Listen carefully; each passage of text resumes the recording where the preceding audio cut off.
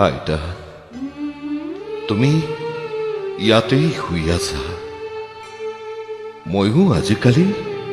প্ৰায় ইয়াতেই থাকো জানোছ তুমি কোৱাই এখন দেশত এজন ৰজা আছিল ৰজাৰ